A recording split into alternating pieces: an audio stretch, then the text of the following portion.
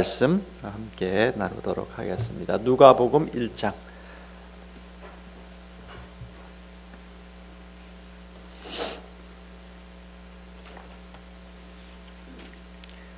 오늘은 46절부터 55절입니다. 네. 한 절씩 우리 여러분들은 파란색 표기된 부분을 읽어주시면 될 것 같습니다. 마리아가 이르되 내 영혼이 주를 찬양하며 그의 여종의 비천함을 돌보셨음이라. 보라, 이제 후로는 만세 나를 복이 있다 일컬으리로다.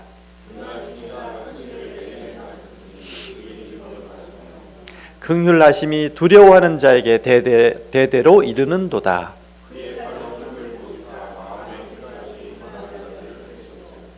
권세 있는 자를 그 위에서 내리시셨으며 비천한 자를 높이셨고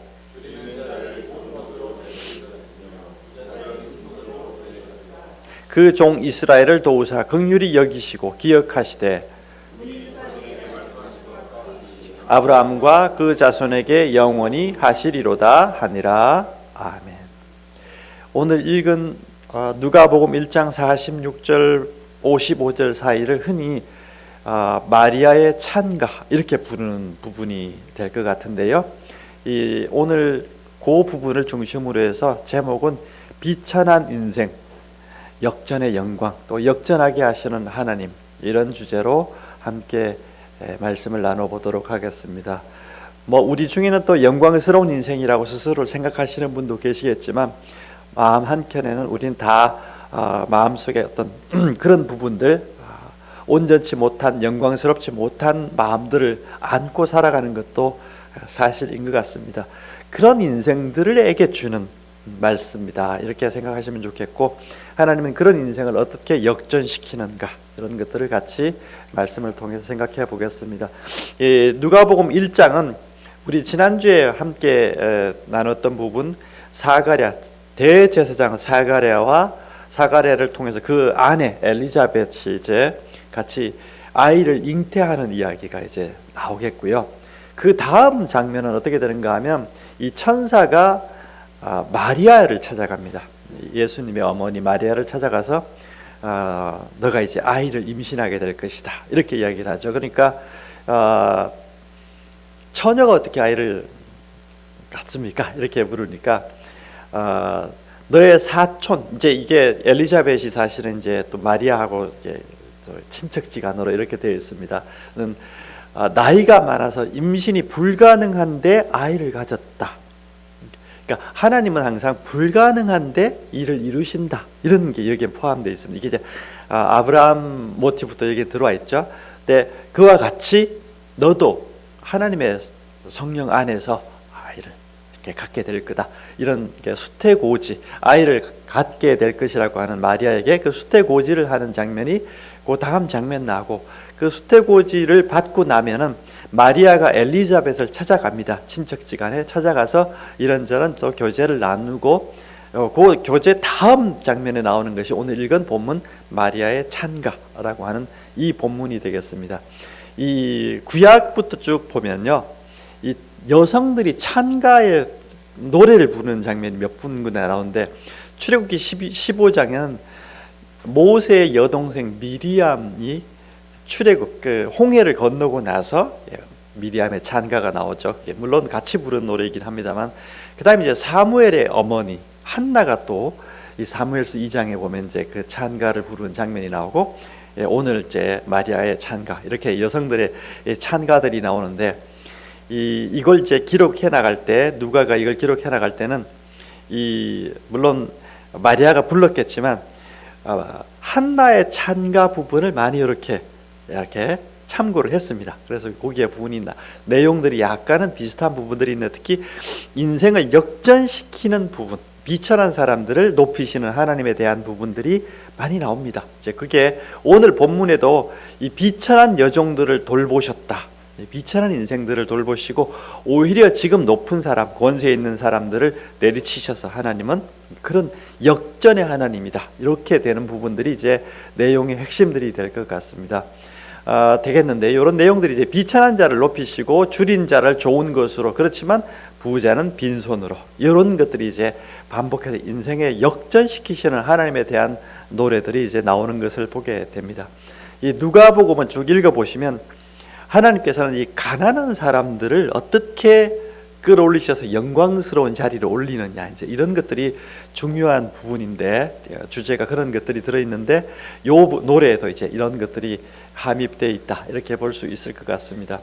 이 비천한 인생을 역전시키는 하나님에 대한 부분이 이제 오늘 본문에서는 제일 중요한데요. 불가능을 또 가능케 하시는 하나님에 대한 이야기가 중요할 텐데, 오늘 본문의 이야기를 보면 이렇게 줬으면 좋겠습니다. 세상이 정해놓은 질서가 있습니다. 우리가 살고 있는 세상은 알게 모르게 질서가 있습니다. 또 한편으로 영적인 질서라는 게 있게 되는데, 하나님이 정해놓은, 하나님께서 인도하시는 천국의 질서가 있고, 우리 살고 있는 세상의 질서라는 것이 있습니다. 먼저 세상의 질서에 대해서 좀 생각해 보도록 할게요. 우리 중에는 세상에서 보면은 뭐 그렇게 대단하신 분은 없는 것 같아요. 한 1000억대 부자 있습니까? 안 계시죠. 장관급 정도 되시는 분 안 계시죠. 뭐 아니면 매출 1000억 정도 되는 그 기업체 갖고 계신 분도 안 계신 것 같고, 뭐 여러분 대단하신 분 없는 것 같아요. 저도 그래서 그렇습니다. 세상의 질서에서 보면 우리는 그렇게 대단한 사람들이 아니고 그냥 매우 평범하거나 평범도 좀 모자라시거나 뭐 이런 정도로 우리가 인생을 살아가고 있습니다. 이 세상의 질서라고 하는 것은 권력, 부, 때로는 지식, 이런 것들이 이제 중요한, 이것이 이제 중요한 가치가 되겠고, 그걸 많이 점유하고 있는 사람들을 높은 자리에, 높은 사람이라고 그러고, 그것에 따라서 서열이 매겨지고, 그것이 적은 사람들은 저 이제 밑바닥 인생이 되고 비천한 인생으로 이렇게 취급을 하게 되죠. 그리고 이제 이 세상의 질서 속에는 뭐가 있는가 하면, 부나 권력이나 아니면 지식을 많이 갖고 있는 사람들을 항상 부러워하게 해요. 우리 세상에서는 그런 말이 있죠. 부러워하면 진다, 이런 표현이 있는데, 항상 부러워하게 합니다. 부러워한다고 하는 것은 뭔가 하면 그걸 갖고 싶도록 만들고, 그걸 갖도록 자꾸 이제 노력하게 만드는 거죠. 그래서 우린 다 부를 갖고 싶어하고, 권력을 갖고 싶어하고, 우린 또 지식을 갖고 싶어하고. 지식이라는 게 요즘은 또 뭐 꼭 뭐 철학이니 신학이니 뭐 이런 게 아니라 요즘은 유튜버 뭐 이런 것들이 또 일종의 지식의 한 부분. 뭐 팔로워가 뭐 10만, 100만 명 되는, 1000만 명 되는 유튜버가 되는 거, 이런 것도 일종의 지식이죠. 오늘날은 이제 이런 것들을 다 갖고 싶어해서 높은 자리에 올라가고 싶어하는 것, 이렇게 부러워해서 올라가도록 만들고 싶어하는 것이 이제 세상의 질서라고 할 수가 있습니다. 근데 여러분 가만히 따져보면, 그게 부든 정치 권력이든 아니면 우리가 지식이든 간에 상위에 올라가는 사람들은 항상 5% 정도뿐이고 나머지는 다 평범하거나 그냥 그래요. 그죠? 그렇고 항상 그 밑에 있는 사람들, 위에 있는 사람들을 부러워하고 이렇게 살아가는 것이 또 사실이기도 합니다. 여러분 얼마 전에 뭐 젠슨 황이라는 사람이 우리나라 와가지고 깐부치킨에서 저렇게 한번 저 현대 회장, 삼성 회장 불러가지고 같이 회동하고 이렇게 하는데, 저게 이게 뭐 여러 가지 의미가 포함되어 있겠지만, 우리 부러워해라, 뭐 약간 이런 느낌 안 듭니까? 우리 부럽지? 뭐 이런 거지. 자랑하는 듯한 느낌. 그 사람들은 또 그걸 또 부러워해요. 부러워해가지고 그 깐부치킨 가가지고 나도 그 사람들 기 받아가지고 좀 부자 돼보겠다고 저 줄 서가지고 지금도 깐부치킨 먹는 사람들도 많고, 그 바람에 깐부치킨만 돈 벌었어요. 그렇습니다. 다 우린 또 사실 주문이 틀리는 거잖아요. 알고 보면 그렇습니다. 세상의 질서라는 게 항상 그렇게 구조로 돌아가게 돼 있고, 또 이제 오늘 본문에 나오는 것 중에 우리가 집중해 있지는 않았지만, 생각이 교만한 자들을 내리치신다. 교만한 사람, 권세 있는 사람들, 부자들, 이런 사람들을 하나님은 내리신다는 거예요. 내리신다. 이 부자들, 높은 사람들, 항상 권력자들, 이런 사람들을 하나님은 내리시겠다는데 우린 자꾸 올라가고 싶어요. 이런 것들이 이제 되는데, 뭐 요건 우리가 그렇게, 오늘 본문 이야기는 좀 비천한 자를 하나님은 어떤 식으로 올리시는가, 이런 것들을 중심으로 좀 말씀을 집중해 보도록 합니다. 마리아도 사실은 비천한 여성인 거죠. 그렇죠? 이런 것들인데, 이 여성을 하나님께서는 어떻게 올리시는가, 이런 것들이 될 것 같습니다. 이 이야기를 이렇게 한번 하면 좋겠습니다. 여러분, 우리가 그 존엄하고 또 귀하고 존귀하다고 하는 것, 그러니까 높은 뭔가를 가지고 있다고 하는 것은 이제 어떤 의미인가 하는 것을 살펴보도록 할게요. 고대 이스라엘로 가면 여러분, 이스라엘 땅에서 제일 영광스럽고 높은 자리가 어딘가 하면 예루살렘 성도고, 예루살렘 성도 안에서도 어딜까요? 예루살렘 성전이고, 성전 중에서도 지성소라고 하는 가장 대제사장만 들어가서, 그것도 하여튼 들어가서 있는 하나님께서 임재해 계신 곳이 가장 높은 자리예요. 그게 가장 존엄한 자리고, 가장 존귀한 자리고, 가장 영광스러운 자리죠. 그게. 근데 이제 이 현재 우리나라에서는 제일 높은 자리라고 그러면 뭐 당연히 대통령이 계신 자리가 되겠고, 기업체에서는 회장님이나 사장님이 계신 자리가 제일, 그죠? 그렇단 말이죠. 뭐 교회에서도 뭐 그렇게 제가 교회에서 어떻든 하나님이 계신 이 자리가 이제 제일 뭐 우리 공간 중에는 그렇다, 이렇게 우리가 취급을 할 수가 있습니다. 근데 가장 높은 존재가 계신 곳이 가장 높은 자리예요. 그렇죠? 하나님이 계시기 때문에 성전이 가장 높은 자리고, 회장님이 계시기 때문에 회사에서는 회장실이나 사장실이 제일 높고, 대통령이 계시기 때문에 대통령실이 높은 자리고 귀한 자리인 거죠. 그러니까 그 존재가 계신 곳이 제일 높은 자리예요. 근데 자, 신약 성경은 지금 뭘 이야기하고 싶어 하는가 하면은, 자, 우리 성탄절은 뭔가 하면 예수님이 탄생했다는 표현도 좋지만, 하나님이 우리에게 오셨다, 이런 표현이 더 정확한 거예요. 하나님이 오셨다는 거예요. 누구에게? 우리에게. 그러니까 이 세상에서 가장 존엄하신 분이 어디에 오셨다고요? 우리에게 오셨다는 거예요. 그게 그러면 이제 여러분, 구약의 이스라엘에서는 예루살렘 성전이 가장 존엄한 자리고 가장 영광스러운 자리였는데, 거기에 계셨던 하나님이 우리 신약에 보면 이제 휘장이 찢어지잖아요. 그러면서 이제 이게 다 어디로 와요? 하나님이 우리에게 오셨다는 거예요. 이게 마태복음엔 이걸 그래서 굳이 임마누엘이다, 하나님이 누구에게? 우리에게 오셨다는 거예요. 그러니까 우리에게 오셨기 때문에, 그럼 이 세상에서 가장 존엄하고 영광스러운 자리가 어디가 된 거예요? 우리가 영광스러운 존재가 됐다, 이거예요. 성탄절은 그래서 기쁜 거예요. 산타가 선물을 주기 때문에 기쁜 게 아니고, 하나님이 우리에게 오셨기 때문에 우리가 하나님 안에 있는 우리가 영광스러운 존재가 되었다는 거예요. 하나님이 그걸 인정해 주셨다는 거잖아요. 하나님이. 그러니까 항상 보면 예수님이, 누가복음이니까 예수님이 가는 자리가 가장 영광스러운 자리가 돼요. 그러니까 우리 이제 누가복음 19장에 삭개오 같은 경우도 보면, 삭개오는 이름 자체가 성결 거룩한 이란 뜻인데, 거룩한 존재, 이런 이름의 뜻인데, 사실은 사회적으로 세리인데, 당시 사회에서 세리는 별로 존경받지 못하고 사람들로부터는 질시받는, 사회적으로는 멸시받는 직업을 갖고 있는 사람이에요. 근데 그 사람을 예수님이 부르시고 그 사람 집에 가시잖아요. 그러니까 어떻게 돼요? 삭개오가 영광스러운 존재가 된 거죠. 자기 스스로가 그걸 아는 거예요. 그러니까 이 사람이 어떻게 돼요? 자기가 이제, 사람들은 나를 멸시했는데 예수님은 나를 존대해 주시고 하나님은 나를 영광스러운 존재로 봐주시는구나, 이것을 알게 된 거죠. 그래서 저 사람이 그 다음부터는 자기 인생을 다르게 살죠. 자기 자신에 대한 자기 이해가 달라지는 거예요. 그동안은 나는 비천한 사람이고 사람들이 나를 무시하는 사람이었는데, 그게 아니구나, 하나님은 나를 존대해 주시는구나. 그 인생 자체가 영적인 영혼부터가 달라지는 거죠. 이게 이제 성탄이 가지고 있는 깊은 의미라고 할 수가 있습니다.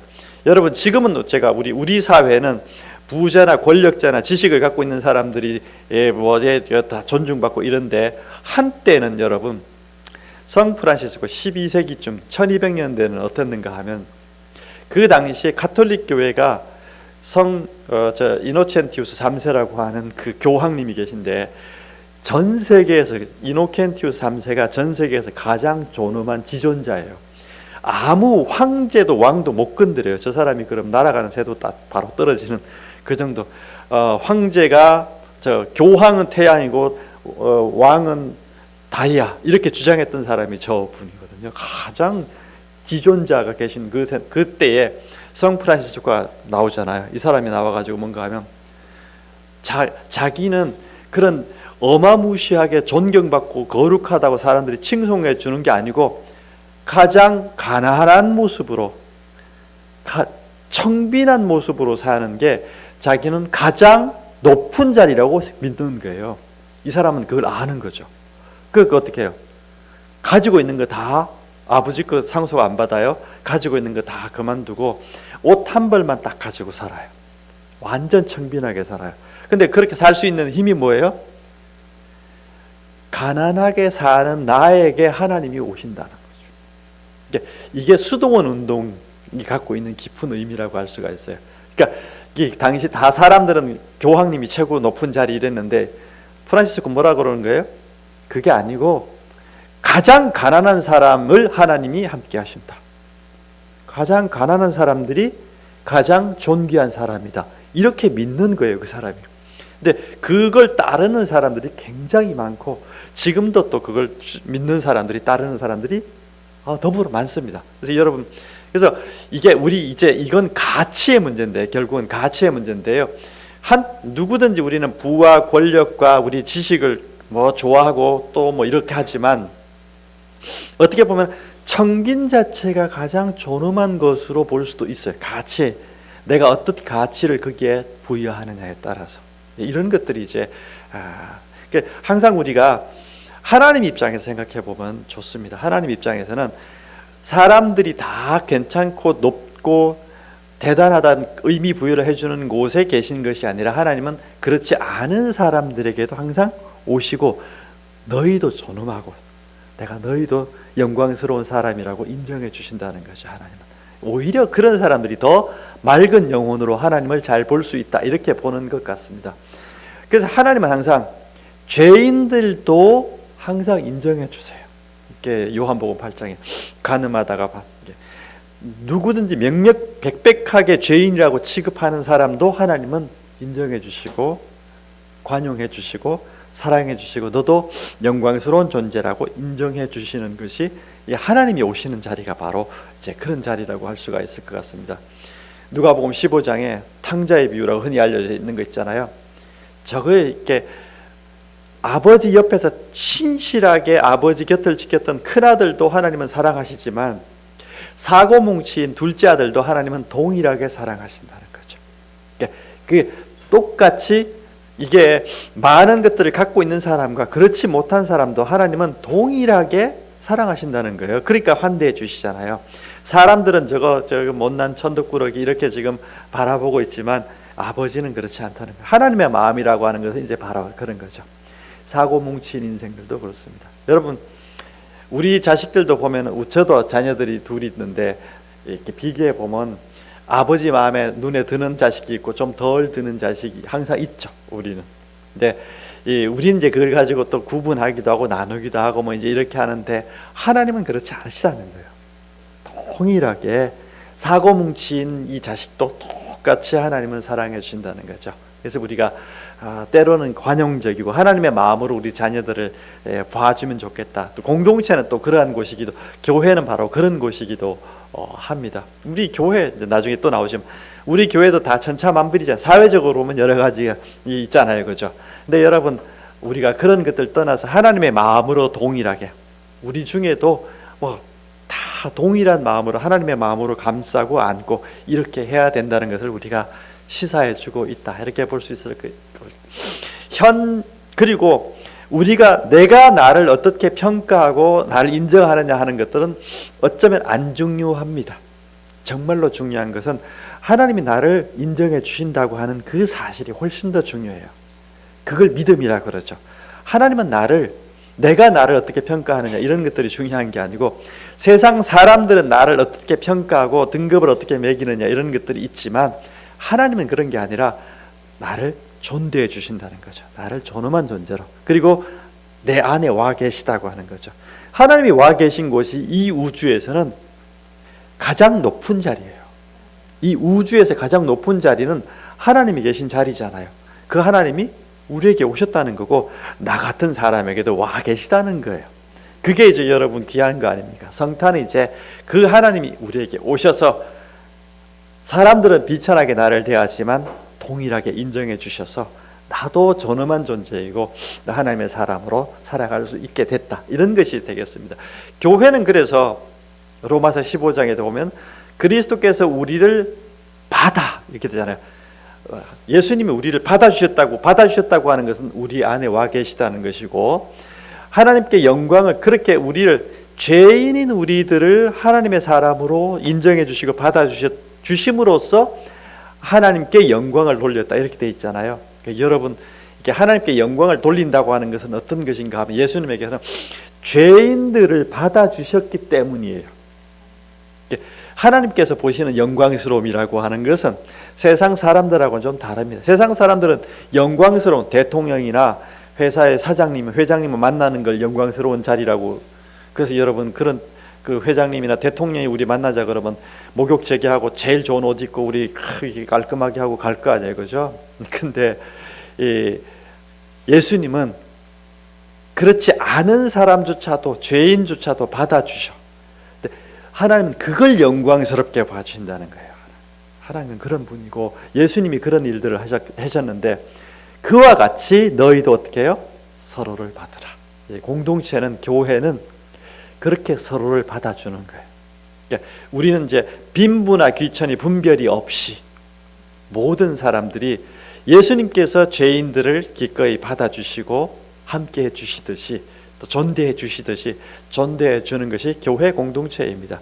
그러니까 여러분, 좀 오늘날 가치하고, 오늘날은 뭐냐 하면 우리가 열심히 노력해서 자신의 지위나 이런 것들을 올리고 끌어올리고, 여러분 그거 하지 말라는 거 아닙니다.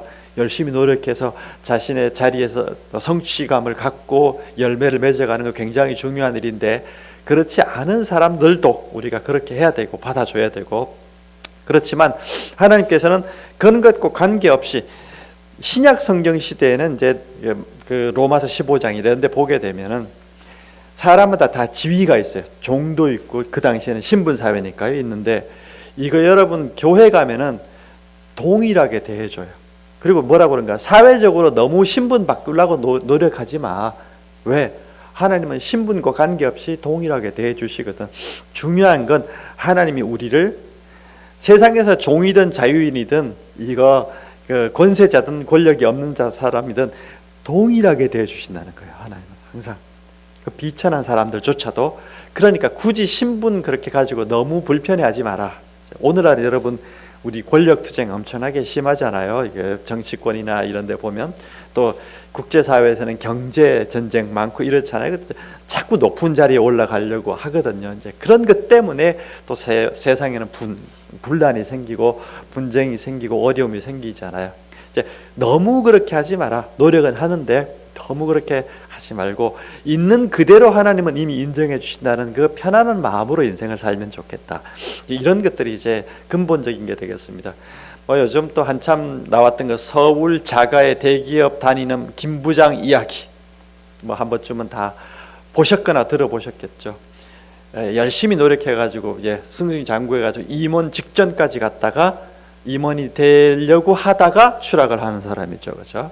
근데 저는 다 보진 않았지만 그 뒤에 부분에 한 부분, 저 사람이 이제 승승 장구 올라가려다가 추락해서 이제 그 다음은 이제 오갈 데 없어지니까 이 사람이 형을 찾아가가지고, 형이 이제 뭐 세차장도 하고 차 정비도 하고 이런 형을 찾아가더니 거기서 세차하는 일을, 형이 세차나 좀 해봐 뭐 이렇게 시작돼가지고 세차를 하는데, 대기업에 다니던 그 김 부장님이 세차장에 가서 세차를 하는 자기 인생의 그 일을 받아들여요. 저는 그게 귀하다고 봅니다. 우리 인생도 보면 여러분 그렇습니다. 잘 나갈 때 있죠. 지금 젊고 여러분 기업에서 쫙쫙쫙쫙 잘 올라가시는 분들 계시겠지만, 인생은 꼭 그렇게 되지 않을 수 있습니다. 어느 순간은 우리가 꺾일 때도 있고 이게 이렇게 될 수도 있습니다. 근데 여러분, 하나님은 그 자리에도 계신 거예요.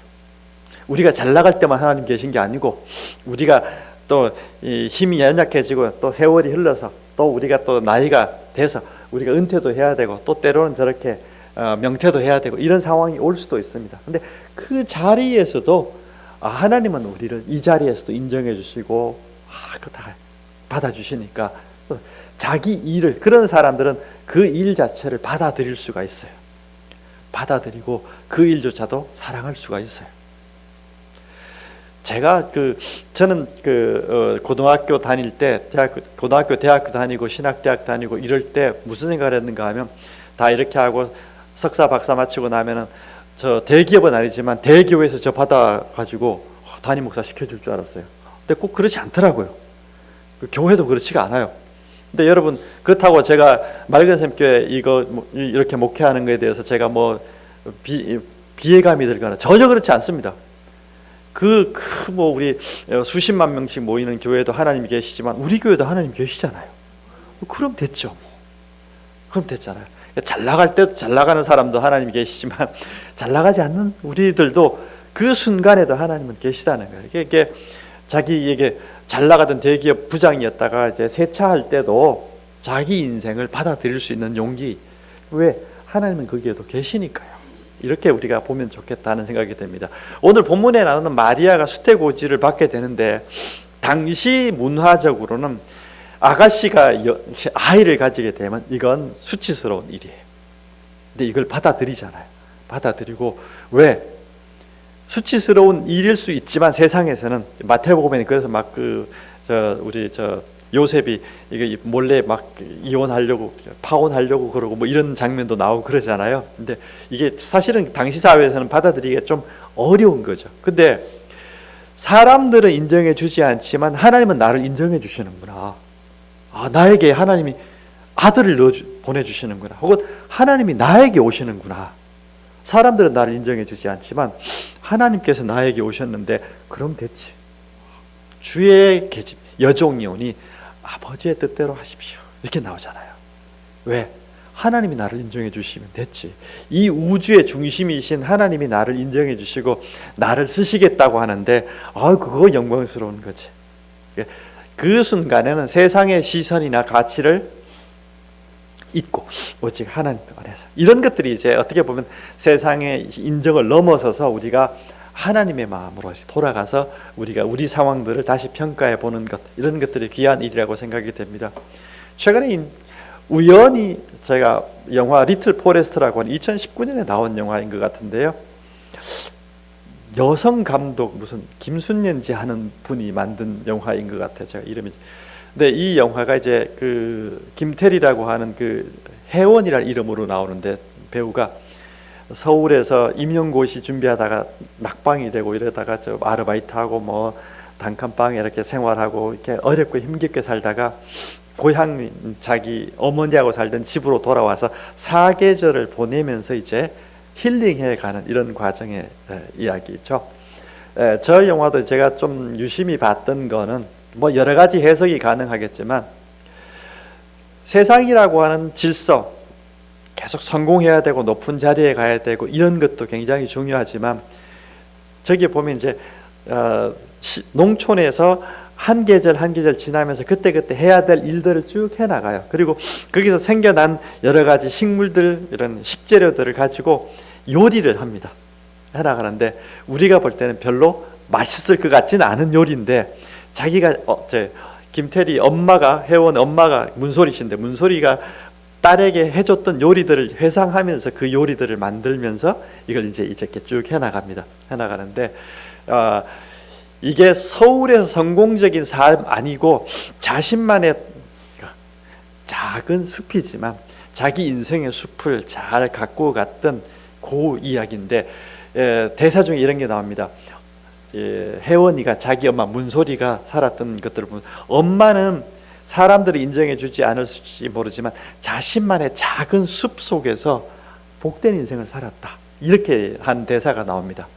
자신만의 숲이 있고 그 숲을 잘 가꾸면서 거기서 행복하게 사는 삶에 대한 이야기인데, 그래서 나중에 이제 혜원이도 내려와서 이제 자기 엄마와 같은 그런 리틀 포레스트, 이제 작은 숲을 이루는 인생을 이제 살아가는데, 우리도 각각 보면은, 여러분 세상에는 여러 가지 공식이 있고 부러워해서 그거 자꾸 따라가고 높게 해나가는데, 여러분 노력하지 말라는 뜻이 아니고 열심히 해나가는데, 그게 안에서 자신만의 독특한 포레스트, 인생의 숲을 만들고 정원을 만드는 거죠.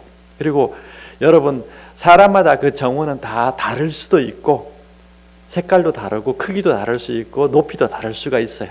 근데 여러분, 하나님은 다 모든 숲을 다 가꾸시는 분이다. 우리 인생에 어떤 정원이든지 다 하나님은 사랑해 주시고 존중해 주시는 분이다. 그게 하나님이 우리에게 오셨다는 의미입니다. 비천한 사람들에게 오셨다는 의미예요. 그러니까 하나님은 그래서 그런 사람들을 찾아오시고 그런 사람들에게 너의 인생은 세상 사람들은 어떻게 평가할지 모르지만 너의 인생은 성공한 인생이야. 너의 인생은 귀한 인생이야.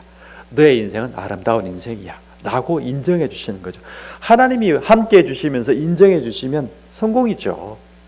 사람들이 인정해 주든 말든 하나님이 인정해 주시면 그게 제일 기본적으로는 성공이죠.